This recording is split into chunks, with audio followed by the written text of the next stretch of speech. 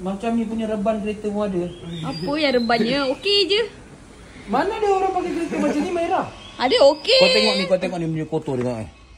Ya Allah, Maira. Ni kereta apa, Maira? Okey, bos. Bon, kalau kau nak naik kereta macam ni, Bon? Tak nak. Osborn Hanson pun tak nak naik kereta kau tau. Sampai hati mentang-mentang lah kereta saya kokak. Tak apa.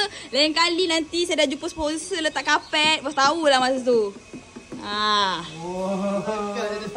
Lagak. Mentang ada orang nak sponsor. Dah ada ke belum? Macam dah ada. Ha? Macam dah ada. Macam dah ada. Boleh lah bos, sikit-sikit letak kapet ni dah macam tempurung.